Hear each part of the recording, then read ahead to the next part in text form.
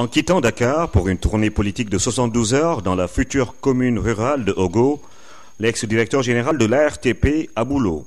ne s'attendait certainement pas à un accueil aussi populaire dans son fief politique. À la tête d'une forte délégation, l'ancien ministre de la Communication et non moins responsable politique de l'APR dans le Guénard a eu tout simplement droit à un accueil exceptionnel. Escorté à l'entrée de la région de Matam par des jeunes en moto Jakarta et une foule immense, jusque dans son village natal à Sinthiou Garba, Aboulo était visiblement aux anges, ravi de retrouver les siens. Amen biya on jaarama.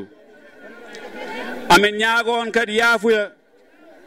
Ngati mbaɗani gila subaka kon wadɓe mobilisé haɗon dari haɗon jaɓɓo ministre Aboulo e délégation mum. Aboulo mi jonnata koye haala. Sa yi ɗum ɗo nganda mbiya alhamdulillah. Alhamdulillah ngati hande hay so Sénégal fof rendi eni jinguma hande nokkuma diwan ma holli hono wonde kala fo jengiɗo mo jengi wuro fof. Premier tourné Macky Sall ari ɗo nder comité rural o ari ɗo e galle mabɓe ɗo e galle he Macky Sall ari ɗo mais nde ari ɗo nde hooti mawni ko woni jomwuro wuro ngo noddama e juɗɗe laamu hol sababu e ɓe gacca opposé on en arɗo e galle makko o ala droit jippinde opposé en tant que chef de village o ala droit jippinde opposé e galle makko o wiya jippinde opposé e galle o minen jirimay baba ko e galle he jeeya so addi koɗo makko jippoto galle he ɗum woni premiére ko fuɗɗide caɗele e nder hen eyyi kanko Aboulo aduna o fof seedima ɗo enna ko wonɗo ko wonɓe ɗo duuɓi kewɗi hono ko Aboulo golli ko wonɓe ɗo ɓe hay goto gollayni kade koye e makko min gondi wuto hul dendagal belneɗo koye makko wondi kala ko yiɗi ko ɗum min jiiɗi kala ko añi ko ɗum min gañi kanko holli ɗum kanko golli ɗum min keeɓe makko teddugal forage o ko Allah addi ɗum kanko addi kuura belnede kanko Allah addi kanko addi forage hommo gasi ko Allah addi kanko addi forage Janjoli uddanoma joni nenama he londe sababu o kanko nde wonno minen mawɓe amen ƴetti politique gila 1962 faade ñalawma hande o min meeɗa yiide gartam sonade nde kanko ndo naati e junggo politique ndo naati kadi o wi kadi wasa kodde ko junggo makko ñaamo kadi no o wino ni ko noon kadi o waɗiri o hennani min caggal minen kadi min gandi ko kanko rewata min ñamade kono minen min dewani mo ñamade kala fodde ndo fodano min jiiri ɗum guita amen min kala ko min keɓade makko tawɗo mara wondi ko ala jummo kono kanko ala ko añani min hen kala gollal moƴƴal ngal o golli min ji hande ko ɓurno wonde haaju amen ko kuura min keɓi hande min jiiɗi watto hen ko fate safara saabu sa wi gurdam wiyata ko hôpital ko ɗum ko woni safrodde ɗum ne min kalni so Allah tagui ballal min gandi to Aboulo ɗo kala ko wone junggo Aboulo sattani min keɓat saabu o wona hasida Abou noon ko Abou wasa kodde ko Abou Sinthiou Garba ko Abou Janjoli ko Abou Sinthiou Garba minen noon yo andu hanke heccanke ɗo min gonno ha hande ko ɗo min goni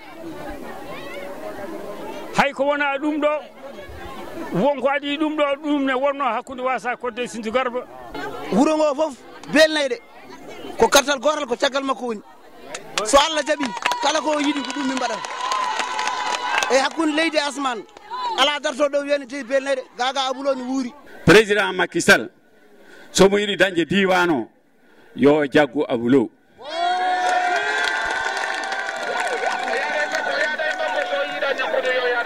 hande so APR wiyama ɗo hen e diwan he ko Aboulo hande darotoɓe ne mbiya kañumen goni APR ɓe 2009 2012 2013 fo élection ngaji gandanɗa hoore ma kañumen fo doole mumen milliard uji mumen e auto uji mumen o fof mbaɗi te soɓe dañino sagoji mabɓe Macky Sall wonta président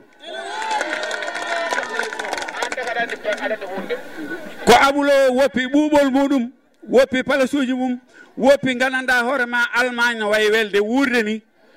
wi aha min de président Macky Sall mami yaha to nguleyki to mami yaha to leydi to mami yaha to poussiére to pour walludemo te nde waɗi ɗum de Macky Sall yi résultat adduno min ɗo tan ko yidde ƴewde liggey forage o ɗo yara yidde ƴewde aussi chantier o taw tan wona e forage haaɗi e ko takki ɗum fof holno yarata eyyi min tawi ɗo nak c'est très bien liggey o ne waɗa avancé. amin mbima a jarama minen belnenaɓe fof amin jetta Allah amin jettuma amin keedi caggal ma kala ko cokkuɗa amin jaro ko caggal ma min goni ko suuri e ko feeji minen min dardanima goɗɗum min darduma ko ndimaguma amin gandi ka neɗɗo gongiyanke mawɓe ɓe e sukaɓe ɓe kala nde ɓe juuli waktu aɓe duwonoma ɓe ñagonoma Allah aɓe mbima yo Allah suure yallah hokke jaam yallah hokke ko jiɗɗa hoto Allah hoyne so neɗɗo wi ne hoyne Aboulo ko kañum hoyata ɗo kala biɗo ene hoynama ko kañum hoyata rutto ene yelo caggal bandu men minen Fouta ɗo département comté rural ogo mbimi so lidonne ɗo min ganda min jiyanum so jibinama o yinnaka am na ñoo xamante ne nii intérêt bàyyiwu leen fi ñu ngi dem ak seen ngor ba tey wax dëgg fa yàlla Aboulo tey daanu mel ni yaa daan ñi bëgg lu baax rek a ko topp ñi doon folklore na xëy na ñoom doon nañu xaar loolu ci moom ndax am nañ fi ñoo xam ne sax defuñu fi ñaari salaamaaleykum waaye buñ duggee ci dëkk bi poussière bi dañu bëgg a rey pënd bi dañu bëgg a rey jaxase bouleversé fii. Cette tournée politique qui n'a pas été de tout repos a permis à l'enfant de Sinthiou Garba de sillonner le temps d'un week-end la quasi-totalité des hameaux et villages de la commune rurale de Ogo. Accompagné de ses principaux lieutenants, le Djambouro de Sinthiou Garba a mis à profit son séjour dans le Guénard pour effectuer plusieurs visites de chantier, histoire de constater de visu l'état d'avancement de certains ouvrages d'art de la localité, notamment la centrale solaire de Belnaïdé. Ça, c'est une centrale de 30 MW.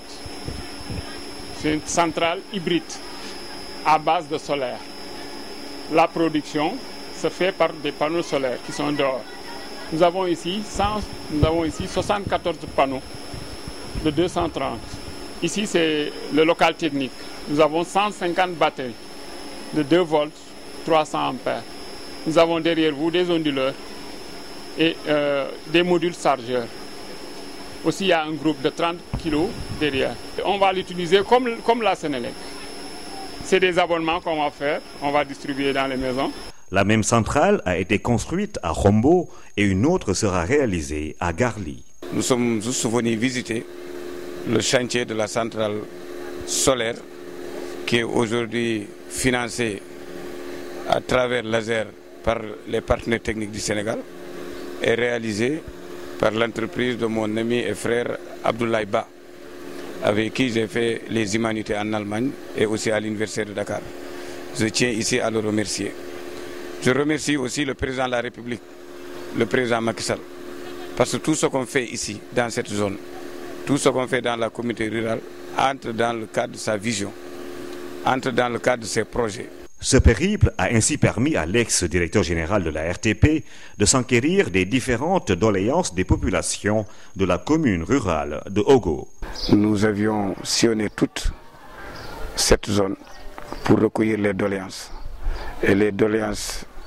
les plus vraiment urgentes se résument dans 3 secteurs.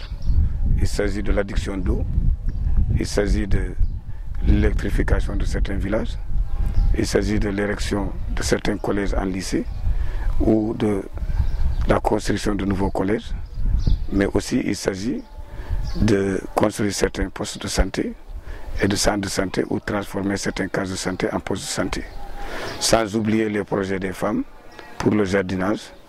les projets des femmes pour se prendre elles-mêmes en charge. À noter qu'au cours de cette caravane de l'espoir dans le Guénard, Aboulo a brisé l'omerta en se prononçant pour la première fois sur les événements de Ogo qui avaient été ponctués par l'enlèvement du mandataire de l'APR. L'ex-directeur général de la RTP, niant en bloc toute implication dans cette affaire, a cependant invité tous les responsables politiques de Ogo et même au-delà à s'unir autour de l'essentiel pour assurer une victoire éclatante à la coalition Benno Bokk Yakaar au soir des élections locales du 29 juin prochain. Moi, je ne suis en rien mêlé dans cette histoire. Je ne suis pas le commanditaire, je n'ai pas été au courant et je n'encourage pas aussi ce genre d'action. D'ailleurs que je condamne. Je reste un militant discipliné. Dès l'instant que la liste porte le nom de Benno Bokk Yakaar,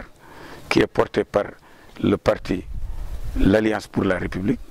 je resterai discipliné et je ferai tout pour que l'APR gagne partout où je peux apporter mon soutien. Et en premier lieu, pour que l'APR gagne largement dans la région de Matam, dans le département de Matam, dans le Nguénar, dans la communauté rurale de Ogo, lors des élections de 2017, Inch'Allah. Cette visite historique de l'enfant de Sinthiou Garba dans cette partie du Fouta restera à jamais gravée dans les mémoires.